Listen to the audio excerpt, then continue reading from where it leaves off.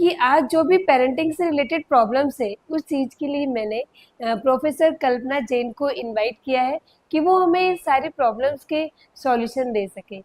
तो आइए हम कल्पना जी से पूछते हैं कि आज के जनरेशन में जो छोटे बच्चों की जो टीन्स की जो प्रॉब्लम्स है कि उन्हें गुस्सा बहुत आता है, चिड़चिड़े हो जाते हैं, वो सिर्फ अपनी बात को रखना जानते हैं, पेरेंट्स की बात नहीं सुनते, मतलब उन पे इतना पीयर प्रेशर का इफेक्ट है। तो आप बताइए कि उनमें इतना क्यों एग्रेशन इतना क्यों आता है? सबसे बड़ी चीज़ मीरा जी, जो टीनेज की स्टेज है, जिसको हम कहते हैं किशोर अवस्था की अवस्था, जो ना बड़े हैं ना छोटे हैं, और उस समय उनके फिजिकल चेंजेस जो हो रहे हैं, हार्मोनल चेंजेस जो हो रहे हैं, तो उसके कारण उनको एक तो अपनी बॉडी के उन हार्मोन्स से कॉप अप करना है। Physically they are mature, they are getting mature, लेकिन इमोशनली कहें या और दूसरी तरह से हम कहें तो उन्हें अभी नहीं आता कि हम अपने इमोशंस को कैसे मैनेज करें। तो उस वजह से अब उन्हें कुछ जब क्लैरिटी नहीं है अपने भूमिकाओं की, तो उस केस में उनका बिहेवियर ऐसा डिफरेंट होने लगता है कि पेरेंट्स भी नहीं समझ पा रहा है, वहाँ बच्चा खुद भी अपने आप को नहीं समझ पा रहा है। मतलब मैं आपको क्या बात करूँ कि मतलब उनका बिहेवियर जैसे दादा दादी हो, उनको भी सटीक जवाब दे देंगे, कोई उनसे कुछ कहता है पापा मम्मी हो, मतलब वो लोग घबराते नहीं है, जैसे उनमें कहते हैं ना कि एक हेजिटेशन नहीं है कि बड़ों से मैं इस ऐसा जवाब कैसे दूं, वो लोग सटीक आंसर दे देते हैं। मतलब आपको रिप्लाई बिल्कुल फास्ट रिप्लाई देते हैं, अगर अपन उनसे कुछ भी कहते हैं तो बिल्कुल फास्ट रिप्लाई आ जाता है उनकी तरफ आपका से। मतलब है तुनक के जवाब हाँ आता है। बिल्कुल सही कह रहे तो हैं आप। बिल्कुल आप सही कह रहे हैं, क्योंकि उन्हें ये नहीं मतलब वो अपने आप को, क्योंकि digitally they are very literate in comparison to we parents. उनको एक्सपोजर हमें, जहाँ हमें टाइम लगता है एक्सपोज होने से दुनिया में, वो एक क्लिक पे अपने आप को एक्सपोज कर पाते हैं। हम्म। तो ऐसे केस में जब हम उनसे कुछ भी कहते हैं तो उन्हें फटाफट लगता है कि हमें क्यों कहा जा रहा है। उन्हें लगता है वी आर ऑल्सो एडल्ट, और हम पेरेंट्स की निगाह में वो अभी तक, जैसा हम उससे अभी तक छोटे से उस टीन से बात करते आ रहे थे, उसको लगता है मैं अभी तक कहाँ छोटा हूँ, मैं तो बड़ा हो गया हूँ, और हमें लगता है वो छोटा छोटे है। ही है। तो जब हम उसको कहते हैं तो उसको लगता है कि वो तुनक के जवाब देने लगता है। अच्छा, आप मुझे एक चीज़ बताइए कि हम कब गुस्सा करते हैं, किसी भी व्यक्ति को गुस्सा कब आता है? जब हमारे मन की बात पूरी नहीं होती है या जब कोई भी काम हमारे अकॉर्डिंग नहीं होता है तो हमें गुस्सा आ जाता है। और यदि उसी समय कोई और भी हमें गुस्से से अपना मनचाहा करवाने की कोशिश करे तो तो वो डबल गुस्सा आ जाएगा। डबल गुस्सा आता है। कहीं यही सिचुएशन हमारे टीम के साथ तो नहीं, कि वो कुछ काम कर रहा है और हमने उसको ऑर्डरिंग वे में, हमने उसको कहा कि जल्दी जल्दी कर, समझता ही नहीं है तू, कभी भी ये काम ठीक से नहीं करता है। Now how will the child perceive our things, कि मुझे जस्ट, मैं क्या बुद्धू हूँ? Number one, first thought will come to his mind, क्या मैं बुद्धू हूँ? नंबर टू, मैं क्या समझदार नहीं हूँ? मैं कर तो रहा हूँ, ये पेरेंट्स मुझे समझते क्यों नहीं है? When this thing will come, और कंटिन्यूअसली जब हम उस पे अपनी बात को इम्पोज करते हैं, तेज आवाज में बात करते हैं, नाउ लुक एट इट, उसकी बॉडी में भी एनर्जी अब मल्टीप्लाई होने लगी, क्योंकि हाँ फिजिकली वो बहुत स्ट्रांग होने लगा है। तब then he also starts shouting at us. मतलब आपका कहने का ये है कि हम उन्हें टोके नहीं, राइट? मतलब जैसे ये है कि कोई भी चीज को जैसे अपन फर्स्ट बार कहते हैं तो वो बच्चा सुनता नहीं है, जैसे मैंने आपको भी बताया। हम्म सेकंड बार भी कहा तो बच्चे ने इग्नोर करा। हम्म थर्ड टाइम फिर पेरेंट को भी गुस्सा आता है, तो फिर अगर उन्हें शाउट आवाज में कह देते हैं तो फिर बच्चा भी शाउट आवाज में ही बात करता है। तो इसका मतलब उससे वहाँ सॉल्यूशन निकल पाता है क्या? नहीं। तो इसका मतलब ये है कि जब एक चिल्लाहट से दूसरा भी चिल्ला रहा है तो सॉल्यूशन नहीं निकल रहा। So now really it's a need to learn for a parent how to talk with our teenager children. तो सबसे इम्पोर्टेंट जो चीज़ है कि जैसा आपने कहा कि वो बच्चा कुछ काम कर रहा है और हमने कहा नहीं अब तुम्हारा टाइम हो गया है, तुम्हें दूसरा काम करने की ज़रूरत है, तो हम कहते हैं तुम सुन नहीं रहे हो, तुम्हारा इस काम का टाइम हो गया है। नाउ हमें भी जोर से कोई बोलता है तो हम we just shut down our ears. वही बच्चा भी कर रहा है, और जब हम और तेज़ अपनी आवाज़ बढ़ाते जाते हैं तब वो बच्चा भी तेज़ आवाज़ में बोलता है। उसकी जगह यदि हम बच्चे से अपने आप को कंट्रोल करते हुए, अपने इमोशंस को कूल रखते हुए, यदि हम बच्चे से कूलली पूछें, एक शांत आवाज़ में पूछें, ओके बेटा तुम कुछ अपना काम कर रहे हो क्या? क्या काम कर रहे हो? अच्छा अच्छा ये कर रहे हो, तो इस चीज़ से बच्चे को लगेगा हाँ मुझे कम से कम सुना तो कहीं जा रहा है, मुझे समझा तो कहीं जा रहा है। फिर आप उससे कम्युनिकेट कीजिए, ओके बेटा तुम ये कर रहे हो, और तुम्हें लेकिन ये देखो कि स्कूल का भी तुम्हारा टाइम हो गया है, तुम्हें उसके लिए भी तैयार होना है। How much time will you do it? Now what you are doing, you are giving a space to your team कि yes there is a space, I respect your entity, I respect your work. और जब उसके मन में ये भावना आएगी कि हाँ मेरे लिए भी एक रेस्पेक्ट है, मेरे लिए भी एक कहना चाहिए जीवन में मेरी चीज़ भी इम्पॉर्टेंट कंसीडर की जा रही है पेरेंट्स के द्वारा, तो मुझे लगता है निश्चय ही वो आपकी बात सुनेगा। आप एज एन एडल्ट भी सोचिए, यदि आपको आपसे कोई बड़ा, कोई आपके जहाँ आप वर्क प्लेस में काम करती हैं वहाँ आपको कोई बड़ा कंटिन्यूअस आपको ये हैमरिंग करता रहे, अब ये करिए, अब ये करिए, अब ये करिए, what inside communication will you have? आप बिल्कुल सही कह रही कल्पना जी। कुछ बदलाव पेरेंट्स को भी लाना जरूरी है। पेरेंट्स को अपने बिहेवियर में, मतलब पेरेंट्स को दिन भर से क्या होता है, शायद काम करता है तो खुद फ्रस्ट्रेट होता है, तो बच्चों पे वो चिल्ला के अपना गुस्सा, मतलब मुझे लग रहा है कि शायद ऐसा होता होगा कि पेरेंट्स अपना गुस्सा बच्चों पे निकालते हैं, उन पे गुस्सा करते हैं। तो पेरेंट्स के बिहेवियर में चेंज लाना जरूरी है, उन्हें शांत होना जरूरी है, तो ही बच्चा बिल्कुल। शायद कूल होगा। तो सबसे पहले हम यदि चाहते हैं कि हमारा बच्चा अपने इमोशंस को ट्रूली मैनेज कर पाए, then we parents need to learn how to manage our emotions.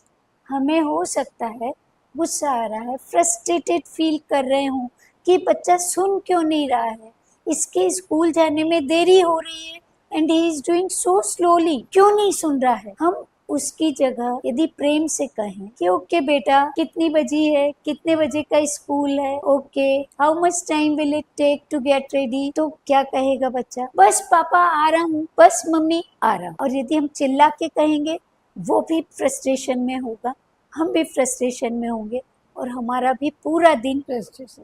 Tension में निकलेगा। तो इसकी जगह सबसे पहली चीज I request all parents to manage their emotions. और आज के किसी भी उम्र के बच्चे, स्पेशली टीनेज के बच्चों से वो इस तरह से बात करे जैसे हम किसी और एडल्ट से बात कर रहे हैं। और एक और जो चीज़ है, यदि हमें बच्चे को कुछ सिखाना है, जैसे आपने कहा बच्चा स्कूल के लिए तैयार नहीं हो पा रहा है और वो लेट कर रहा है, उसकी बस निकल जाने दीजिए, जो इसका एक नेचुरल कॉन्सिक्वेंस, निकल जाएगी। ठीक है बेटा अब तुम ये साइकिल लो, साइकिल से आज अपना स्कूल जाओ, या तुम्हें मैं लेट छोड़ूंगा, और लेट आपने स्कूल छोड़ा है तो ऑटोमेटिकली वहाँ उसको पनिशमेंट का जो प्रॉब्लम फेस करना पड़ेगा। Let your child face that problem, face that punishment. आप उसको, उसकी बस निकल गई है, आप तसल्ली से उसको छोड़ने चाहिए, ताकि उस बच्चे को समझ में आएगा कि यस जबरदस्ती का मुझे पनिशमेंट मिला। वो टिफिन भूल जाता है, कोई कॉपी भूल जाता है, मैं अक्सर देखती हूँ पेरेंट्स उसके पीछे ले लेके दौड़ते रहते हैं। नहीं, मत दौड़िए, मत चाहिए उसके पीछे, वो 2 दिन भूलेगा। मैं मेरे बच्चों का एग्जाम्पल दूं कि वो चाबी भूल गया था, एक बार हॉस्टल में रहता था, रूम की चाबी भूल गया, घर पर भूल गया, इट्स ओके। मैंने उसे कहा कोई बात नहीं बेटा, भूल गए, इट्स ओके, तुम उसका कमरे का ताला तोड़वा लो। लेकिन नेक्स्ट टाइम मुझे कभी भी उसे याद नहीं दिलाना पड़ा कि तुम अपने कमरे की चाबी रखे, तुम अपने मोबाइल का चार्जर रखो। आज अक्सर मैं देखती हूँ कि मोबाइल का चार्जर रखा नहीं रखा, ये रखा या नहीं रखा, पेन रखा नहीं रखा, 2 पेन रखे कि नहीं रखे कॉपी में एग्जामिनेशन टाइम में।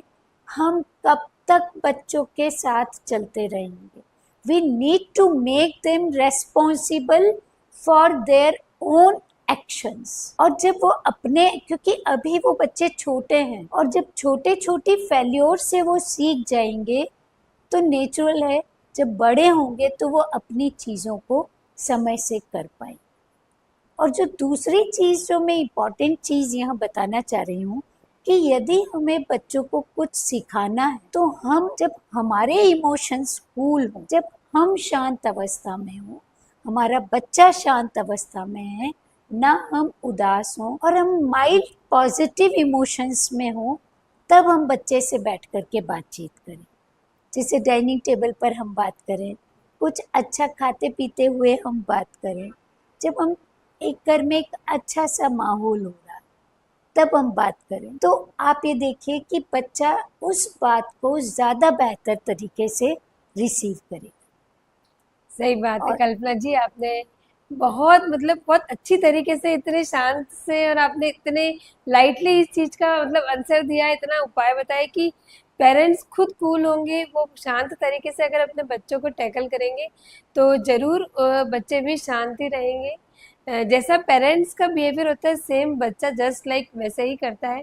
तो बहुत अच्छी बात बताई है आपने, मतलब और बहुत अच्छी तरीके से ये क्लियरिफिकेशन दे दिया है कि बच्चों को किस तरीके से हम फेस टू फेस उनसे अपने सारी प्रॉब्लम शेयर कर सकते हैं, बच्चों की प्रॉब्लम्स हम सुने तो बहुत अच्छे से हम लोग। वो कर पाएंगे। आपने एक चीज बताई भी कि पॉजिटिव मोड में आए आए और हम लोग अपने बच्चों से बात करें, तो बट वाई पॉजिटिव मोड?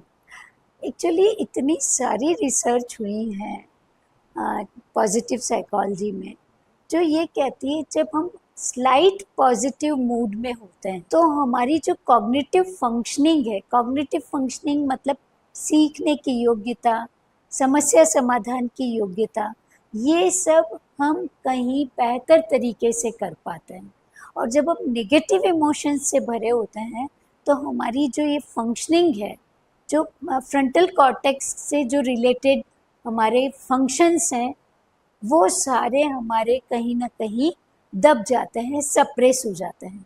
तो हमें बच्चे को, हम चाहें कि हम उसको उसके डिसीजन मेकिंग में हम इन्वॉल्व करें। यदि हम उससे डिसीजन करवाएंगे, ओके बेटा, at what time will you get up, तुम किस समय उठना चाहते हो, अच्छा तुम टीवी कब देखना चाहते हो, अच्छा तुम्हें क्या क्या होमवर्क मिला है, कब तुम्हारा होमवर्क टाइम रहेगा, तुम्हें ये खेल, कौन कौन से गेम्स खेलने जाने हैं, कब खेलने जाना चाहते हो, या करियर की प्रॉब्लम है क्योंकि what subjects do you want to opt, क्यों ये सब्जेक्ट्स ऑप्ट करना चाहते हो।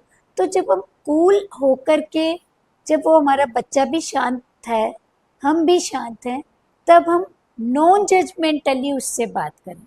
यदि बच्चा कहता है कि नहीं मैं तो संगीत में ही आगे बढ़ना चाहता हूँ, या मैं तो एयर होस्टेस बनना चाहती हूँ। I remember one of my students जिसने अपना कहा था कि मैं एयर होस्टेस बनना चाहती हूँ। मैंने कहा इट्स ओके, तुम कल मुझे ये सर्च करके बताना कि तुम एयर होस्टेस क्यों बनना चाहती हो, नंबर 1। नंबर 2, तुम ये एक्सप्लोर करके मुझे बताना कि एयर होस्टेस का जॉब कितना परमानेंट होता है। नंबर 3, कि उस जॉब में क्या क्या अपॉर्चुनिटीज़ आती हैं, क्या क्या चैलेंजेस फेस करने पड़ते हैं, क्या पे स्केल होता है। और जब वो 3 दिन बाद मुझे मिली तो कहती है मैडम नहीं, I don't want to be an air hostess.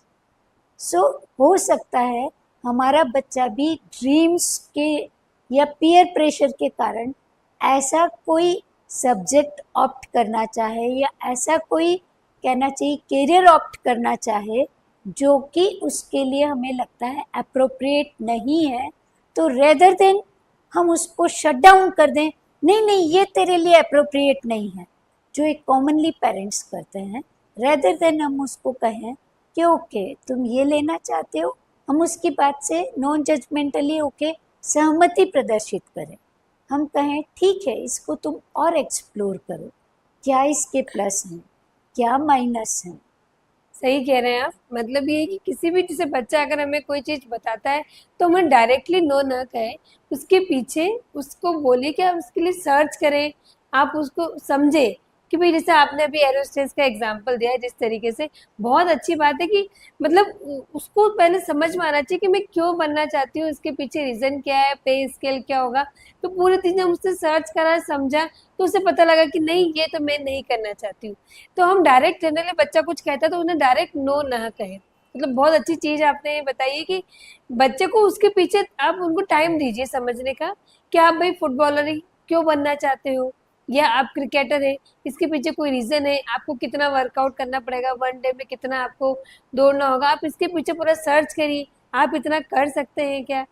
तो मतलब बहुत अच्छी बात बताइए कि डायरेक्ट नो ना कहे, उन्हें समझे, बच्चों को टाइम दे, वो अपना टाइम लिमिट ले और वो आके शेयर करे कि मैंने ये चीज़ समझा है, और बहुत अच्छे से वो चीज़ कर सकते हैं। एक और चीज़ आपने जो कहा कि हम इम्पोज ना करें। आप देखिए आज जो मैक्सिमम सुसाइड्स हो रही हैं, बच्चे डिप्रेशन में जो जा रहे हैं, वो पेरेंट्स कहीं ना कहीं इम्पोज कर रहे हैं अपने एम्बिशंस को, कि बेटा हमने तेरे लिए ये किया, हमने कर्जा लिया, हम कैसे तेरे को पढ़ा रहे हैं और तुझे डॉक्टर बनना है। No, never do it, never impose your dreams on the child, क्योंकि उस केस में बच्चा पैसिव एग्रेशन कर सकता है। एग्रेशन जो है केवल ओवर्टली ही नहीं होता है, पैसिव भी होता है, और उस पैसिव एग्रेशन में वो बच्चा सेल्फ हार्म की तरफ बढ़ने लगता है। तो हम ये चीज़ भी ध्यान रखें कि हम इम्पोज ना करके, चाहे कोई सा भी करियर डिसीजन हो, चाहे सब्जेक्ट सिलेक्शन का डिसीजन हो, चाहे उसके डेली रूटीन लेने का डिसीजन हो, हम बच्चे को डिसीजन मेकिंग में बिल्कुल अपने साथ इन्वॉल्व करें। और कैसे इन्वॉल्व करें कि जब हम थोड़ा सा स्लाइट पॉजिटिव मूड में हैं तो नॉन जजमेंटली हम उसको इन्वॉल्व करें। सही एक, बताया आपने कि उनको प्रेशराइज ना करें हाँ, किसी भी चीज के लिए, हम उन्हें अपनी राय ना दें कि भाई आप डॉक्टर ही बनिए या आप इंजीनियर ही बनिए। आप मतलब वो उसको उनके अकॉर्डिंग करने दीजिए, जो बच्चा अपने अकॉर्डिंग करेगा वो बेस्ट ही होगा वो। तीसरी जो और इम्पॉर्टेंट चीज़ है कि हम रोल मॉडल बने। हो सकता है हम डिसिप्लिन्ड नहीं है लाइफ में, हम हर चीज़ में लेट करते हैं, लेकिन हम अपने बच्चे से एक्सपेक्ट करते हैं नहीं तुझे टाइमली ये काम करना है, ये काम करना है, तेरा टाइम से काम नहीं होता है, तू टाइम से होमवर्क नहीं करता है। क्या हम पेरेंट्स भी अपने समय को समय पर निपटा अपने काम को समय पर निपटाते हैं? क्या हम समय पर खाना खाते हैं? क्या हम हेल्दी फूड खाते हैं? क्या हम अपनी लाइफ में एक संजीदगी से रहते हैं?